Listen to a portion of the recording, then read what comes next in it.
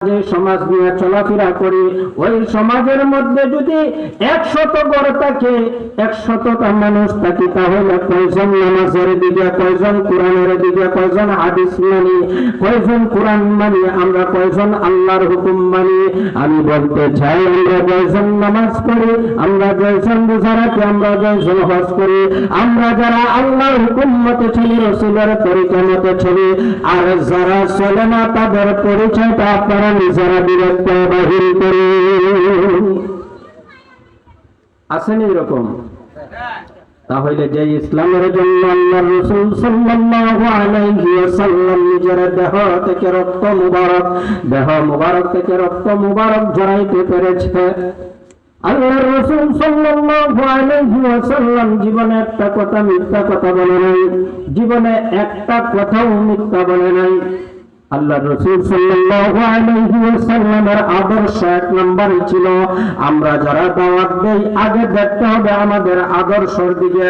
আমরা যদি 1 নম্বর আদর্শ নিয়ে জিন্দেগি করি, আমাদের কথাগুলো বলতে হবে, বলার পরে একদল যারা আছে আমাদেরকে নিয়ে উপহাস করবে, আমাদের নিয়ে তামাশা করবে, বুঝতে হবে একদিন ওই মক্কা নগরীর মতো আবু জেহেলের মতো তারা যদি আবুল হিকমার নাম থাকে, আজকের ইসলামকে যারা অবমাননা করে, যারা ইসলামের পতাকার তলে আসতে চায় না, যারা মসজিদে ঢুকতে চায় না, যাদের বিবিদেরকে পর্দায় রাখতে চায় না, যারা রাসূলের প্রেমে মন কাঁদে না, যাদের হাদিস অনুযায়ী জিন্দেগি করতে চায় না, কোরআন অনুযায়ী জিন্দেগি করতে চায় না, এদের অন্তরের মধ্যে আবু জেহেলের অন্তরের সাথে একটা সংযোগ আছে কিনা? আল্লাহর রাসূল সাল্লাল্লাহু আলাইহি ওয়াসাল্লাম এত ধৈর্য ধরেছিলেন, একজন লোক এসে আল্লাহর রাসূলের কাছে কিছু টাকা পাইতো, রাসূলুল্লাহ যেদিন টাকাটা তাকে ফেরত দিবে, কিছু সম্পদ তাকে যেদিন ফেরত দিবে, এর আগের দিন ওই ব্যক্তিকে বলে আসছে যে আমি আজকে আপনার টাকাটা দিতে পারতাম না, 3 দিন পরে আপনার টাকাটা ফেরত দিয়ে দিব। কিন্তু ওই ব্যক্তিটা কি করলো? ওই দিন বিকালেই আল্লাহর রাসূল সাল্লাল্লাহু আলাইহি ওয়াসাল্লামের সামনে হাজির, আল্লাহর রাসূল সাল্লাল্লাহু আলাইহি ওয়াসাল্লামের সামনে হাজির। আল্লাহর রাসূলের সাথে ছিল আবু বকর রাদিয়াল্লাহু তাআলা আনহু। আবু বকর ছিলেন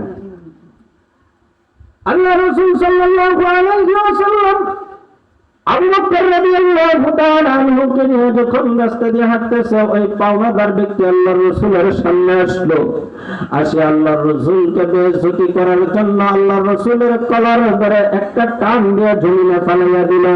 আবু বকর রাদিয়াল্লাহু তাআলা আনহু, ওমর রাদিয়াল্লাহু তাআলা আনহুর তলোয়ার বাইর হয়ে গেল। আমাদের সামনে আমাদের নবী কলিজার টুকরা নয়নের মনিকে এমন ভাবে আঘাত করতেছে, আমরা সইতে পারি না। তলোয়ার যখন বাইর হয়ে গেল, ওই ব্যক্তিকে আঘাত করবে এমন অবস্থা আল্লাহর রাসূল বললেন, ওমর থামো। এত আঘাতের পর আল্লাহর রাসূল ওমরের তলোয়ার বন্ধ করে দিয়েছে। ওমর রাদিয়াল্লাহু তাআলা আনহু কাঁপতে শুরু করে দিয়েছে, না জানি আমি কোন বেয়াদবি করেছি আল্লাহর রাসূলের সামনে। ওমর রাদিয়াল্লাহু তাআলা আনহু তলোয়ারটা কাঁপতে কাঁপতে জমিনে পড়ে গিয়েছে। আল্লাহর রাসূল বসলেন, ওই ব্যক্তিকে সহমত করে সুন্দরভাবে বুঝাইলেন। ওই ব্যক্তি কোনোভাবে বুঝতে চায় না। আর যে ব্যক্তিকে আল্লাহর রাসূলের সাথে এত বড় নাফরমানিটা করেছে, এই ব্যক্তিটা সাধারণ ব্যক্তি নয়, ওই ব্যক্তিটা তাওরাত কিতাবের হাফেজ ছিল। এবার ওই ব্যক্তি আল্লাহর রাসূলকে আঘাত করার পর আল্লাহর রাসূল বলেন, ওমর তোমার তলোয়ার চালাও না, তুমি যদি আমাকে সাহায্য করতে চাও তার পাওনাটা মিটাইয়া দাও। ওমর রাদিয়াল্লাহু তাআলা আনহু বলেন, ইয়া রাসূলুল্লাহ,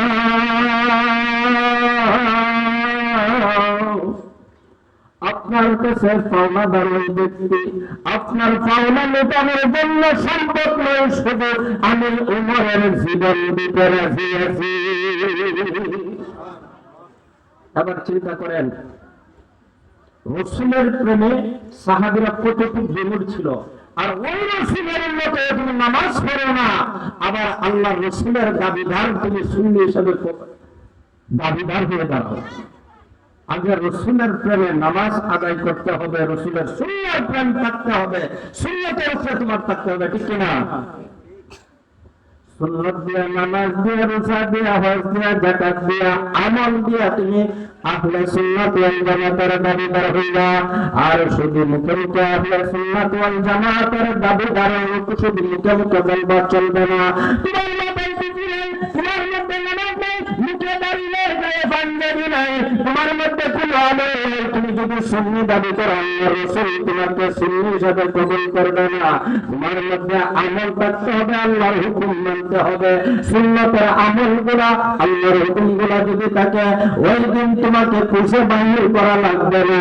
আল্লাহর কুদরতের সাহায্যে হাসরে মাহশরে দিন রাসূলের সামনে দাঁড়াইবা, রাসূল তোমাকে আপন করে টেনে টেনে জান্নাতের ভিতরে প্রবেশ করিয়ে দিবে। তাহলে আমাদের কি দরকার? আমাদের আমলের দরকার আছে, আমলের দরকার আছে। ওই যে ব্যক্তি তাওরাত কিতাবের হাফেজ, ওই ব্যক্তি যখন আল্লাহর রাসূলকে আঘাত করলো, উমর তলোয়ারটা উপরে তুললো, তাকে আলাদা করে দিবে, দেহটাকে মাথাটা আলাদা করে দিবে। রাসূলুল্লাহ বললেন আমার ওই পাওনাদারের পাওনা মিটাইয়া দাও। উমর বলল ইয়া রাসূলুল্লাহ আপনার পাওনাদারের পাওনা মিটাইতে শুধু টাকা না, জীবন দিতে আমি হাজির। আল্লাহ রাসূল সাল্লাল্লাহু আলাইহি ওয়াসাল্লাম ইরশাদ করেন উমর তোমার জীবন দিতে হবে না, তোমার গুদাম থেকে তার পাওনা যতটুকু ততটুকু তুমি দিয়ে দাও। তুমি যে তোমার ব্যক্তির উপরে দিয়েছ, ওই ব্যক্তি মনে মনে কষ্ট পেয়েছে, তুমি এই কাফারা স্বরূপ আরো কিছু তাকে দিয়ে দিও। এইভাবে যখন উমর রাদিয়াল্লাহু তাআলা আনহু নবী করিম সাল্লাল্লাহু আলাইহি ওয়াসাল্লাম বললেন, উমর রাদিয়াল্লাহু তাআলা আনহু জিয়া উনার গুদাম ঘরটা খুলে দিয়ে পাহারাদারকে বলল, সিকিউরিটি গার্ডকে বলল, আমি উমর আজকে গুদাম ঘরের দরজায় দাঁড়াবো না, ওই ব্যক্তি আমার গুদাম থেকে তার পাওনাদারের যতটুকু মন চায় সে নিয়ে যাইতে পারত। যখন ওই ব্যক্তি বলবে আমার পাওনা উসুল হয়েছে, তখন তাকে বাদ দিয়ে দিও। আমি আজকে আমার বিধানের সামনে এই জন্যই থাকবো না। রাসূলুল্লাহর সামনে আমি যখন তলোয়ারটা তার উপরে তুললাম, আল্লাহর রাসূল আমাকে দরুদ দিয়েছেন, জানি আমার কত বড় বিপদ। আমি গুদামঘরের সামনে থাকবো না, আমি হুজরা বানাই গেলাম। ওই জায়গায় যাইয়া আমি সাজদায় করে আল্লাহর কাছে ক্ষমা চাইব। ওই ব্যক্তিটা তার পর্যাপ্ত পরিমাণ যে পাওনা ছিল পাওনাগুলা নিয়ে নিয়েছে। নেওয়ার পরে উমরের কাছে এসে বলতেছে, হ্যাঁ উমর আমার পাওনা আমার উসুল হয়েছে। তখন উমর রাদিয়াল্লাহু তাআলা আনহু বলল, আমি যে তোমার উপরে তলোয়ার তুলেছি এটা তো আমার বেয়াদবি হয়েছে, কত এই কাফারা স্বরূপ আরো কিছু নিয়ে যাও। তখন ওই ব্যক্তি বলতেছে, আজকের যে ঘটনাটা এই জায়গায় ঘটেছে, আমি রাসূলের সাথে এমন ব্যবহার ইচ্ছাকৃতভাবে করেছি। আমি তাওরাতে পড়েছি যে রাসূলের সাথে যে আসল নবী হবে, যে আল্লাহর হাবিব হবে, তার সাথে একদম এইরকম ব্যবহার করার পরে উনি রাগান্বিত হবেন না, উনি আসলে হিকমতওয়ালা নবী হবেন।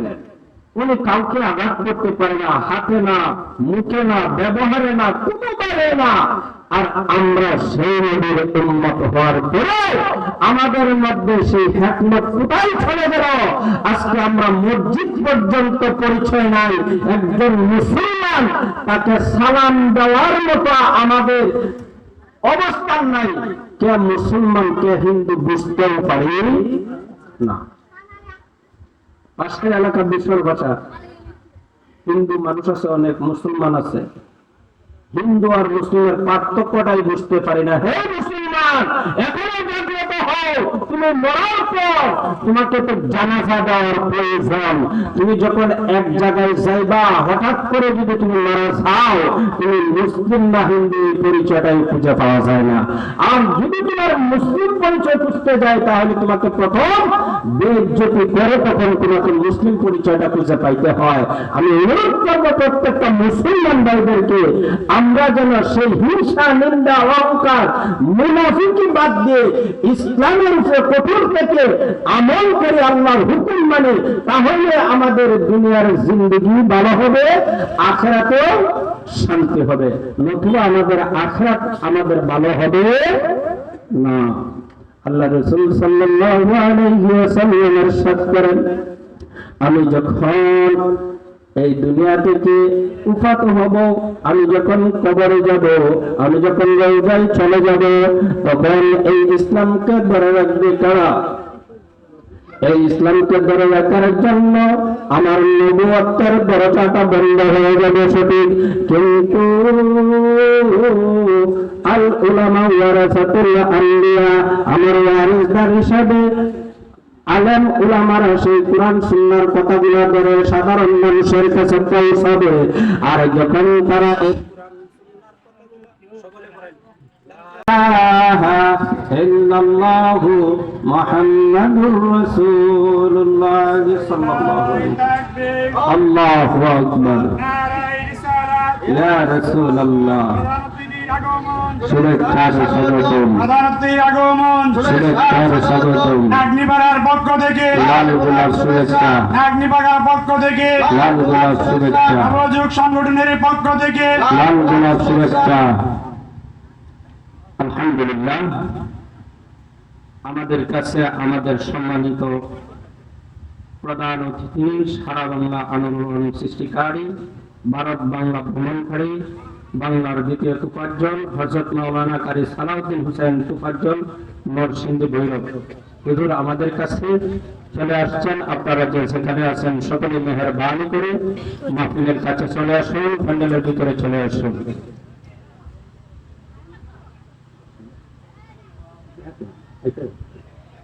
যাই হোক, আমি যে আলোচনাটা করতেছিলাম, তো আমাদের করণীয় হলো আমরা আগে নিজে সঠিক হই, আমল করি, আর যারা আমল করে ইসলামের কথাগুলো আমাদের কাছে পৌঁছায় তাদেরকে আমরা অনুসরণ করে অনুকরণ করি। আল্লাহ রাসূল বলেছেন, আমার পরে সাহাবীরা, তাবিঈন, তাবে তাবিঈন, মুজতাহিদিন, মুশাহিদিন, ওলি আল্লাহ, গাউস, কুতুবরা এইভাবে ইসলামটাকে শেষ জামানা পর্যন্ত, কিয়ামত পর্যন্ত পৌঁছাবে, ঠিক কিনা? কিন্তু এই আল্লাহর ওলিরা আসেন বিধায়, এখনো আছে বিধায় আজকের ইসলাম আমরা বাংলার জমিনে পেয়েছি, ঠিক কিনা? আল্লাহর ওলি যদি না আসতো, কোরআন সুন্নাহর কথা আমরা দেখতে পারতাম না, শুনতেও পারতাম না। আল্লাহর ওলিরা অনেক পরিশ্রম করে নিজেকে বিসর্জন দিয়ে সবকিছু ত্যাগ করে একমাত্র কোরআনের মায়ায়, রাসূলের মহব্বতে কোরআন সুন্নাহকে সাথে নিয়ে এক দেশ থেকে আরেক দেশ পর্যন্ত চলে আসছে, ঠিক কিনা? তো ইসলাম আমাদের কাছে রাসূলুল্লাহ পড়ে ওলিদের মাধ্যমে, সাহাবীদের মাধ্যমে, ওলিদের মাধ্যমে আমাদের কাছে আসছে। আমরা সেই ইসলামটাকে গুরুত্ব দেই।